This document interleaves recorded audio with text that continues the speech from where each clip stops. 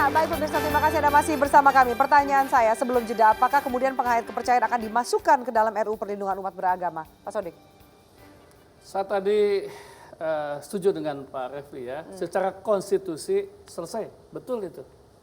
Tapi fakta di masyarakat, di antara umat beragama, terutama umat Islam, itu sekali lagi mengatakan berbeda antara agama dan kepercayaan. Itulah sebabnya dalam Undang-Undang Dasar 45 juga dibedakan ini agama dan kepercayaan. Maka ada dua pilihan loh. Apakah kita minta aliran kepercayaan itu jadi agama dulu? Ya, nanti kita minta bisa nggak mereka jadi agama? Sehingga nanti hanya ada satu dalam Undang-Undang Dasar 45, agama saja. Agamanya aliran kepercayaan. Misalnya begitu. Tapi kalau tidak, maka itu loh. Saya beri contoh ya, loh. Teman-teman di umat Islam, agama itu katanya harus ada akidah, aspek keyakinan, ya kan? Ada ibadah dan syariah, ada akhlak hablum minan nas. Ini loh yang mereka keberatan jika konsepsi keagamaannya disamakan. Bahwa mereka mengakui aliran kepercayaan untuk mendapat haknya, mereka mengakui, tapi yang tadinya beda. Perlakuan inilah Bang Refli, tanpa harus diskriminasi, tapi ada implikasi-implikasi kebijakan yang berbeda, tanpa harus diskriminasi, termasuk nanti juga diskusi. Pemahaman masyarakat saja sudah berbeda. Ya. Oke, soal konstitusi kita tidak berdebat karena itu hak yang kemudian betul. harus diberikan oleh negara kepada warga negara. Tapi ketika pemahaman itu berbeda, apalagi masyarakat, Pak?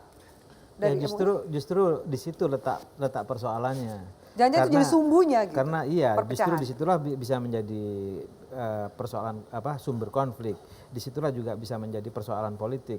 Walaupun juga secara hukum ya itu sebenarnya sudah menjadi keputusan seperti itu. Tapi realitas di masyarakat itu menjadi soal yang sebenarnya ini amatlah rumit.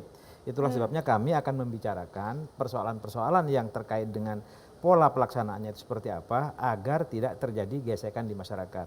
Karena kalau ini sampai kemudian dibiarkan begitu saja pola pelaksanaannya tanpa ada koordinasi yang baik pemerintah ataupun stakeholder seperti ormas kemasyarakatan, kalau tidak ada langkah-langkah yang bisa menyamakan persepsi persoalan ini, setidak-tidaknya diikhtiarkan ke arah situ, itu bisa terjadi gesekan yang luar biasa. Apa suara-suara yang disampaikan atau ditampung oleh MUI? Karena sejujurnya harus kita katakan tidak semua putusan itu membuat happy semua orang. Putusan yang diambil oleh Mahkamah Konstitusi itu tidak membuat happy semua orang. Apa argumentasi yang tidak happy, Pak, yang Anda dengar? Ya, di berbagai media banyak sekali menyatakan bahwa ya tadi sudah kita dengar sama-sama, misalnya dari kawan kita dari pimpinan Komisi 8, bahwa aspirasi yang berkembang di masyarakat bahwa agama dan kepercayaan itu adalah hal yang berbeda. Itu adalah aspirasi yang berkembang. Tetapi kan ada pendapat yang lain juga menyatakan seperti itu, menyatakan yang sebaliknya. Kalau kita lari ke wilayah itu, saya kira tidak akan pernah selesai. Karena itu adalah sebuah wilayah tafsiran yang tidak akan pernah selesai. Oleh karena itu, ini adalah negara hukum. Udahlah kita terima sebagai sebuah keputusan yang sifatnya sudah final. Bagi kami dari Majelis Ulama Indonesia ini adalah tantangan sebenarnya. Tantangan untuk kami berdakwah.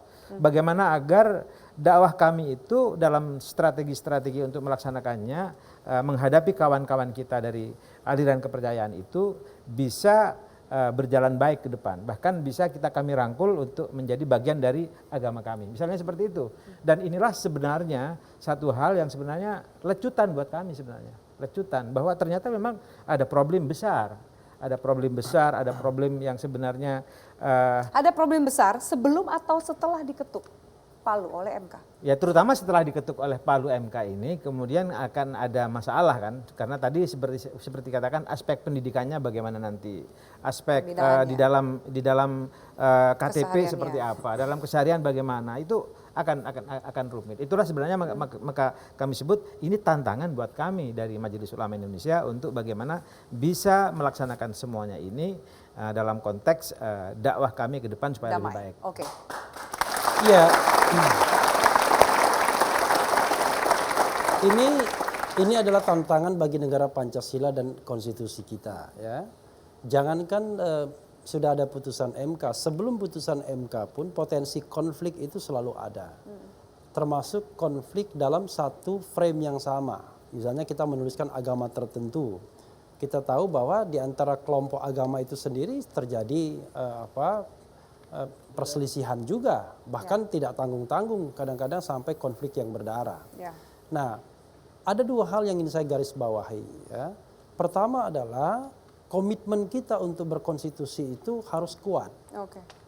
Kita bisa memegang keyakinan kita masing-masing. Saya sebagai seorang Muslim, saya memegang keyakinan saya kuat-kuat dalam hubungan saya dengan kehidupan ke sana. Tetapi ketika saya bernegara, saya berkonstitusi, tentu kan ada batas-batas konstitusional yang saya harus junjung tinggi. Oke. Itu yang pertama. Yang kedua adalah... Yang kedua ditahan dulu Bang Refli, yang kita kedua harus ditahan jeda dulu. karena satu narasumber kita sudah hadir di sini, penghayat kepercayaan Sunda Wiwitan, Afiat Ginanjar Akil, nanti akan saya undang usai jeda berikut ini. Tetaplah bersama kami di Metro TV. Sorry Bang Refli. Oke.